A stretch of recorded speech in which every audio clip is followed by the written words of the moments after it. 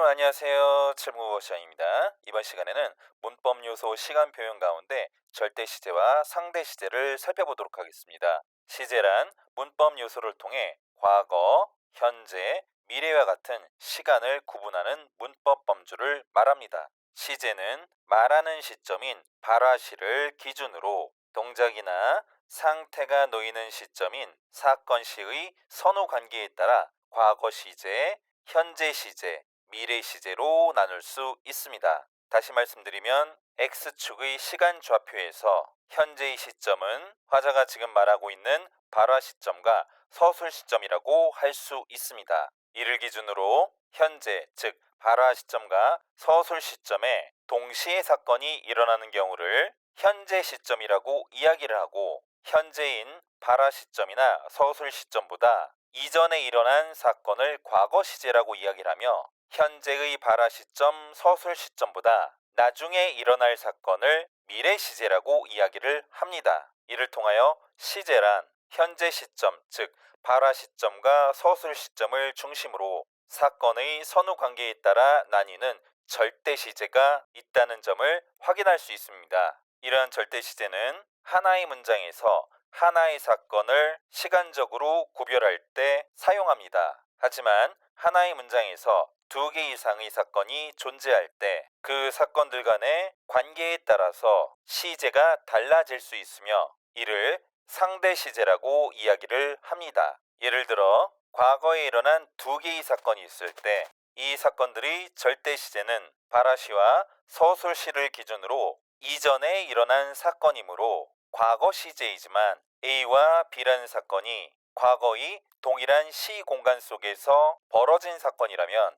A와 B 사건의 관계는 서로 현재 시제라고 할 수 있습니다. 예문을 살펴보도록 하겠습니다. 절대 시제는 발화시와 서술시를 기준으로 구별합니다. 혜영이는 출장을 떠날 것이라는 문장에서 혜영이가 출장을 떠나는 사건은 지금 말하고 있는 발화시 또는 서술시보다 나중에 일어날 사건이므로 이 문장의 절대 시제는 미래라고 할 수 있습니다. 상대 시제는 사건들 간의 관계에 의해서 결정됩니다. 영란이는 산책하는 어머니를 따라 나섰다는 문장에서 어머니가 산책을 나가는 사건과 영란이가 어머니를 따라 나서는 두 개의 사건이 있습니다. 여기에서 어머니가 산책을 하는 사건은 발화시와 서술시를 기준으로 이전에 일어난 사건이므로 과거 시제이고, 영란이가 따라 나서는 사건도 발화시와 서술시를 기준으로 이전에 일어난 사건이므로 과거입니다. 하지만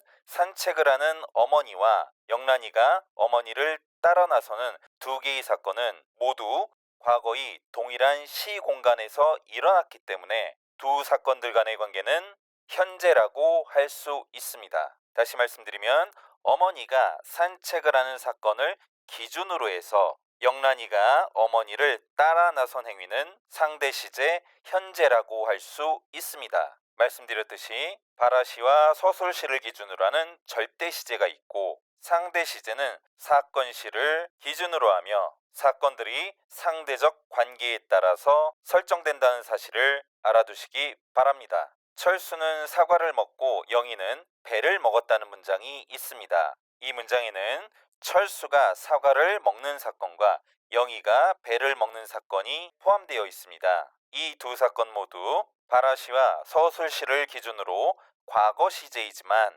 철수가 사과를 먹는 행위와 영희가 배를 먹는 행위는 동시에 일어났기 때문에 두 사건의 상대 시제는 현재이고, 따라서 현재 시제의 의미를 갖는 연결어미 고를 사용하였습니다. 발화시는 화자가 어떤 상황에 대해 말을 하는 시점을 말하고 절대 시제의 기준이 되는 시점이라고 할 수 있습니다. 사건시는 동작이나 상태에 해당하는 사건이 일어난 시점으로서 상대 시제를 결정하는 기준이라고 할 수 있습니다. 시제에는 발화시와 서술시를 기준으로 하는 절대 시제가 있고, 사건들이 관계로부터 결정되는 상대 시제가 있습니다. 절대 시제는 하나의 문장에서 한 개의 사건 또는 사건의 개수와 관계없이 표현되지만, 상대 시제는 하나의 문장에서 두 개 이상의 사건이 존재할 때 그 관계에 의해서 실현됩니다. 그러면 7분 국어 마치도록 하겠습니다. 안녕.